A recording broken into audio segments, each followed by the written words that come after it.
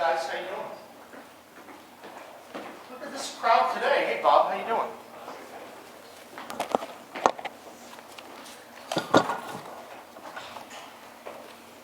Rick, how are you? Good to see you. How are you? Good. A lot of stuff going on today.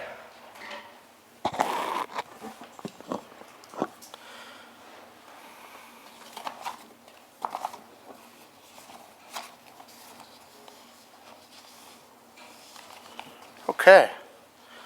Well, good afternoon, and I want to thank everyone for coming here today. We wanted to bring people together because this is obviously a very serious time whenever you get reports of a potential snowfall and ice on the roads, and it's critical that people are prepared and handle things the right way. So we're going to spend a little bit of time on that today and field questions you have. But I also wanted to start with a focus on the past week. This has been a terrific week for West Virginia. A lot of success on economic development. I want to give credit to the legislature for all their good work. I want to make sure people know a lot of projects started in the past. We helped bring them across the line. There's plenty of credit to go around. But the numbers we're now looking at are $6.5 billion in private sector investment since October alone. This is before we get to data centers and many other initiatives we're working on. We're excited, and this makes it one of the single best stretches ever in West Virginia history in terms of producing jobs, in terms of really addressing a lot of the core challenges that our citizens face from an affordability perspective. So I'm thrilled about what we're doing, but we're not going to rest on our laurels. We're going to keep working to make sure that every West Virginia benefits from all the hard work that we're doing. These were big announcements. We had the gas plant, and we know that that's really terrific up in Moundsville, and of course Frontieras, and the opportunities to take advantage of the wonderful coal that we mine in the ground. That's big as well. And what's really interesting about it is the success we're having on the construction side. There are so many new jobs that are coming to the fore on construction. If you're a sheet metal worker, if you're a contractor, if you're an electrician, if you're a plumber, if you're in the VOTEC area, West Virginia is going to be building like never before. I said that at the State of the State. We anticipate we're going to have a need for another 15 to 20,000 people in this space. We have to make sure that we're spending the next 60 days focusing on having people ready through our universities, our technical colleges, and also luring more people in from outside the state. I think that's important, but a lot of success, a lot more to come, and I want to thank everyone for the terrific week. Now, as you know, as we head into the weekend, we're facing the potential for a very significant winter storm event. I have issued a state of preparedness to get all of the agencies ready, and we've been coordinating closely with counties, emergency management, and having all of our departments ready to go as we expect to get some very difficult weather conditions. Now, there's still some evolving with respect to projections about the weather, so I'm not here to give you an exact forecast. I am not a meteorologist, but what I can tell you is that we want to make sure that we're on top of it and we're ready, whether it's work with the Department of Highways, whether it's our emergency management system coordinating with the counties, or anyone involved in ensuring that people who are in need get access to the help that they deserve. I want to let people know that we have a 211 number that's out there. If you have questions and you want to learn more about what's going on locally, or you want to be put in contact with your local emergency management department, you can reach out to 211. And I believe we have that. Annie, do we have that up there? That's the non-emergency line for counties. All right, I'm going to step out for a minute. I'm going to see what we have. Yes. So this is the non-emergency line for counties that people can reference if they go to the website, but also you call 211, you're going to be able to get help you need. That's important. If you're talking about a warming center, or you want to know where the food banks and the food pantries are located, where there are challenges coming with utilities, we think it's critical to have that one-stop shop in place, and I want to let people know about that. All week, there's been a lot of collaboration between state agencies, local emergency managers, public safety officials, utilities, and community organizations. Can point out that this morning, local emergency management directors from across the state met to check in on operational needs, review resource availability, and really engage in planning. It's important to plan and prepare before these storms. At 10 o'clock this morning, there were statewide and regional briefings on the weather, and this once again allows the emergency management and a lot of our officials to review the latest weather models so we can deploy our resources the right way. In addition to the efforts on the part of state government and local, there are representatives from non-governmental, voluntary, and community organizations that are meeting to discuss readiness related to food banks, shelters, and crisis response plans, working on those. If they are needed, they're going to be available, they're going to be ahead of the curve planning for these events. I think these partnerships are critical because you really don't know what's going to happen during these long, cold, wintry events. I know that the goal that I have today is to make sure that the public is very informed of not only what may be coming, but some of the things that they need to be looking out for and the things that are being done to prepare for the storm. We know that we've spent time talking with our state emergency response team, and I'm prepared to activate them. They're in a state of preparedness, but I'm prepared to activate them to be fully online. I expect that we will have a very aggressive staffing throughout the weekend on that, but we'll update you further. We're going to make sure that the state is prepared for this. Also, as people are traveling, we want them to understand that there could be some very difficult conditions. We know that in different parts of the state, there are forecasts for snow. It can range, depending upon where you are, from 3 to 7 inches. But also importantly, there might be a line where it's wintry snow and icy mix. And that could create a very dangerous cocktail that we want people to avoid partaking in. We want to make sure that people are really aware of what's happening on the ground. And then we're, of course, going to do everything we can as the snow and the ice fall. We have some recommendations for folks who are watching, and we urge you to prepare and take advantage of those because there are some simple steps that the public can take to significantly reduce risk and keep yourself and your family safe. First, we're asking everyone to review their emergency supplies for both their homes and their vehicles. It's important to be prepared and to take the time today to go to the stores, make sure you're getting everything ready.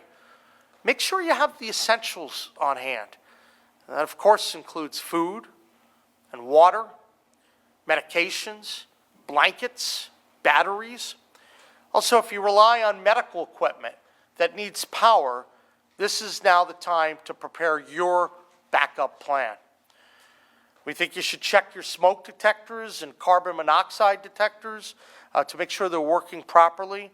And we also know during these times we see home-related incidents sometimes on the rise, and so functioning detectors can certainly be beneficial. We're also urging you to refuel your vehicles. Get them ready, because we know that's important. Especially if you get stuck in a snowstorm, you want to make sure you have the adequate fuel to come out. Of course, we want people to remember their pets and take advantage of the time to make sure if they're outside a lot that they have the ability to come back indoors. There's so much that has to be done, and we're going to publish a lot of this online for people to take advantage of. But if you do prepare and you're following the weather forecast closely, you're going to avoid worst outcomes, and we think that's critical. It is important that you make sure you have the ability to get emergency alerts. Those are very important, especially dealing with utilities. We've passed laws in the past. I think last year I signed into law something where a utility during difficult time or during shutdowns has to notify the public. That's important. You may be getting some of those notices online. We urge you to pay attention to that, but also to look out for your neighbors. Some of the elderly who may need some extra help, we want to make sure we're all watching out for our fellow neighbors. We are asking people to watch their travel. Without knowing all of the future conditions, it's important for people to pay attention, because while we have unclear amounts of snow coming, we do believe that the ice could be very dangerous along the roads. And of course, we also want to let people know if there are generators, make sure you operate them outside the home, at least 20 feet away, to prevent carbon monoxide poisoning. So we want to make sure that you're getting prepared for this storm and also for any of the conditions in the winter.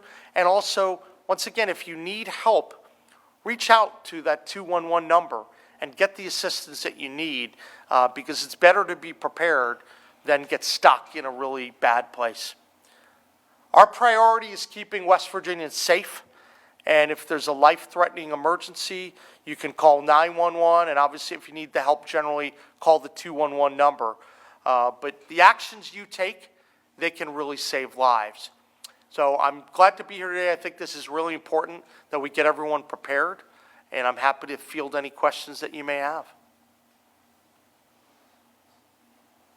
Have you all done any determination on where the snow and ice line is going to be? Are you looking at any particular area? I think the car outage would be the most significant.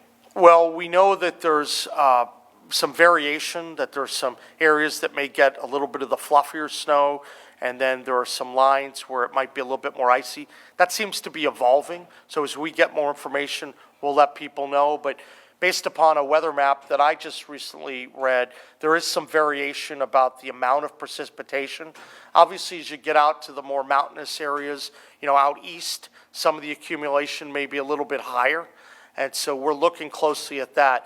But we do believe that this wintry mix could be potentially dangerous for the entire state because it is sweeping through, and so we think everyone might get some mix of that snow and that ice, and that does make it disconcerting.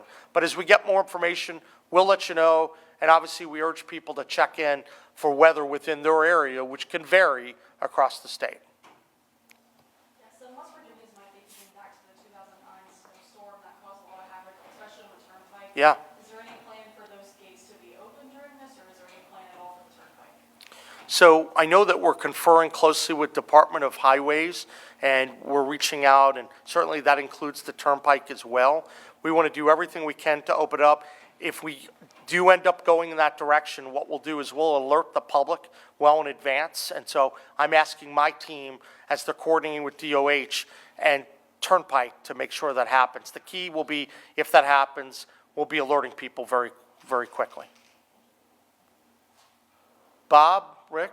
Are you Patty? encouraging people to avoid travel during the peak of this thing? We are. We think that this is not a good time to go out and travel. Stay off the roads if you can. Look, prepare in advance if you can today. Get ready. But this is supposed to be a pretty problematic storm, and I've talked to enough people to know that these are the kinds of situations that could really hurt a lot of people if you're not prepared. And when you have that icy cocktail, that can cause power outages to go out. And when the weather is very, very cold, this could be a real issue. So I think staying inside is best, but making sure you have a plan and you're watching out for your neighbors is critical too. Hey. Hello. I was wondering, you said that the National Guard is prepared. Yeah. Are you? Is there going to come a time when you feel you need to activate them, or what will that look like in order to activate? Yeah, so I've spoken to General Seward. He is standing by. So right now we're in a state of preparedness. If needed, I will activate the Guard to get their assistance. But, we're going to keep monitoring it. But they're ready. They're ready to go. But we have to evolve. Today, it's Friday midday, and we're going to watch. I know that as the storm continues to get closer, we may get more accurate information in terms of what the accumulation or mix looks like. But General Seward has indicated he's ready, his team is ready to spring into action as needed. So we'll make that call as the circumstances warrant it.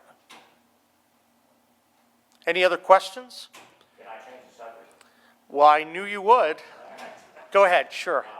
It looks like we're getting into what might be another CPS horror story situation in Taylor County. In Grafton, we have a 11-year-old child, severely malnutrition. Yeah. About 5 weeks after a CPS visit, and it's not clear whether the appropriate actions were taken or not. This death occurred in February of 2025, after some of these other incidents, when we kind of hoped we were past that. Are you all looking into that? We are. The Department of Human Services has opened up an investigation, and we're looking at all the details around it. And I think as they go through that process, they want to be diligent. I'm proud of a lot of things they're doing because we're trying to make sure we're getting ahead of it. You may know that we instituted many changes beginning last summer, I believe, June, July, in terms of some of the information and the training systems that would be put in place, and also how things are going to get reported. So, Bob, I want to make sure when I get back to you, I can have all the information available from that investigation. But one thing I can tell you is that, number one, there always needs to be accountability in situations like this. If there's a terrible action, we know that there's already been a criminal complaint filed, and that's very important. And second, we know that there was another child that was in the house that after they were notified, that person got removed from that house. In terms of all the details, as that becomes available, Bob, we're going to share with you, but I want to do it when we have the right information to give you something that you can rely on. But this is the reason why, when I took over, we wanted to make sure that we're doing all these changes and reforms, and we have been instituting them. I know that it's going to take some time for everything to take root, but I think we are doing a lot of things very differently than we did in the past, and I think that's important to note. One more. In your State of the State and Yeah. in our conversation today afterwards, you called for a 10% Yeah. reduction in the income tax, but the written proposal presented to the legislature by the administration is 5%. And you kind of Absolutely. No, I'm actually, Bob, I'm really glad you asked that, because what we've done, it makes a lot of common sense, but a couple people kind of tried to twist it into something else. So what we did is that we did a lot of really hard work in our budget. We've made a lot of the really difficult decisions to be fiscally responsible. Some of the spending discipline that we exercise, the changes to show the improvement in the long-term financial structure for the state. That's a lot of the hard work that we did, and we're really proud of that and proud of what we were able to work with the legislature on. So what we did is we said, look, we've made a lot of really difficult decisions, and we put 5% into the base, but then knowing the importance of having deeper tax cuts to address affordability issues, high power bills, price of groceries, and everyday families struggling to make ends meet, I said, look, what we really need is a 10% tax cut, income tax cut. I'm convinced we can get there. That extra resources, I want to collaborate with them, work with them, rather than just try to dictate as to what the executive wants. We figured we helped a lot by making really difficult decisions for the first 5%, but we want to collaborate with them in terms of offsets and other changes to then put it into income tax reductions, which we think are the broadest, most effective way to help the most amount of families in the state.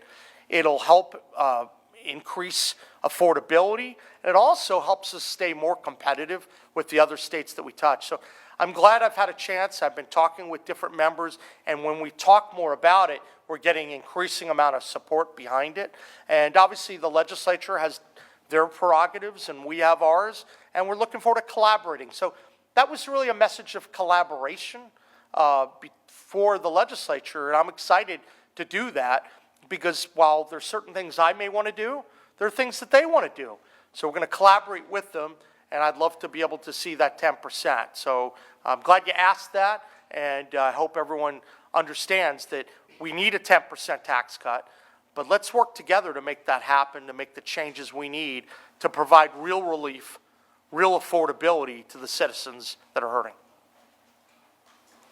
Hey. Do you have any comment on the situation going on in Hancock County schools with the state takeover? You know, I know that the House had passed some legislation. We're planning to look at that. We know that the Senate is going to evaluating that as well. You know, I can tell you this, there are a lot of problems with our schools. And I've said that I do think that it's important that we are looking at the school aid formula, whether that happens now or happens in a special session. I think it has to be thoughtful, though, and it has to be looking. But right now, we have to make progress on what's going on in our schools. There are too many problems that keep cropping up and school districts that keep getting taken over. So there's something fundamental that we need to do to change and improve our schools. And so I'm very open to having those conversations about the school aid formula and making sure that our kids are going to school in the best environment possible. So I'm going to be looking closely at that bill that passed the House. And I know that there may be some perspectives in the Senate about how to do that as well, and certainly open-minded as I go through the process. Any other questions? Well, I want to thank everyone for coming. We will be in close touch over the weekend as circumstances arise. If there's additional weather or information that we want to provide, we'll let you know. I know I'm around this weekend, and I'm going to be watching the weather and staying on top of it as much as you are. But we do urge people to exercise caution and to take care of themselves. Thank you very much.